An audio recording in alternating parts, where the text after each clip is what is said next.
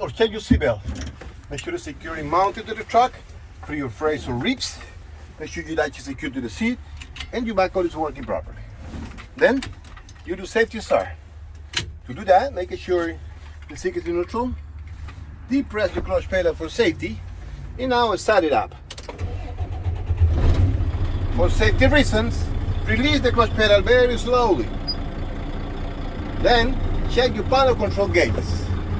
Check the oil pressure gauge, water temperature gauge, making sure they're working properly and they rise into the normal range.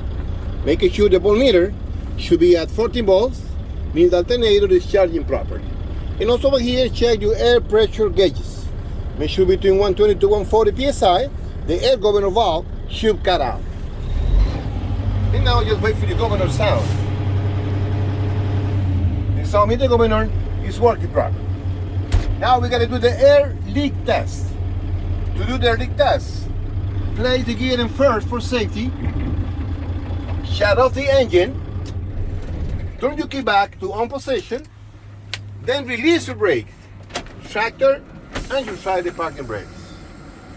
Now, with your safety brake fully applied, we should not lose more than 4 psi in 1 minute. Try the brake and hold it, and now check your time. Time is start now. Now check your time, check the gauges. Alright? When your minute has passed, make sure you didn't lose more than 4 psi in a minute. Now make sure that 6 or below, the low air pressure warning devices should come on. We're fanning down and check the dashboard. Right there. Make sure the license buzzer is working properly.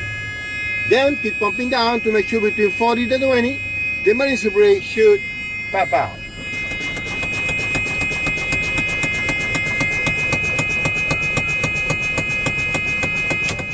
Make sure the brake working properly. Then make it safe start once again to bring back the pressure to 120 psi to do the brake test. While your pressure is back to 120, continue in cab inspection. For the inside, check your side mirrors. Make sure they're properly adjusted for you. No signs of cracked or broken mirrors. Also inspect the front windshield. Make sure it's secured to the truck. Should be clean.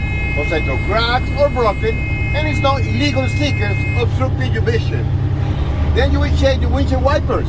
Inspect the arm and blades. Make sure they're working properly. Check for cracks, bends, dents, broken or missing part. And make sure the windshield fluid is working properly in both sides. After that, you will check all the lights, including the indicator. Over here, check your parking and headlights and your dashboard light. Make sure you're working properly. Right here, check your four-way indicators. Make sure you're working properly. Check your left and your right signal indicator. Make sure you're working properly. Over here, check your working lights. Make sure you're working properly. And right here, check your marker lights. Make sure it's working properly. Inspect your wheel. Make sure your wheel should not move more than 2 inches free play. Inspect the electric horn and the air horn. Make sure it's working properly. Right here, check the heater defroster, especially in winter time. Turn it on and check like this. And making sure it's working properly. After that, you will check, or you gotta check your safety devices. You should have 6 or more spare fuses. Right there, 3 triangle reflectors. No cracks, bending, or broken. And right here, my left hand side, I have my fully charged ABC type up-to-date fire extinguisher. Alright? And now, we gotta do the brake test. To do the brake test, for safety, check your surroundings and make sure no one is around your truck. Now we gotta check your tractor parking brakes. Place your truck in first gear again. Release your trailer brakes. Now release the clutch pedal gently. Make sure your truck should not move. Right there. After that, you gotta check your trailer parking brakes. You gotta do the opposite. Apply the trailer brakes and release your tractor. And you gotta do the same thing once again. Right there. Then you gotta do the brake test, the safety brake test.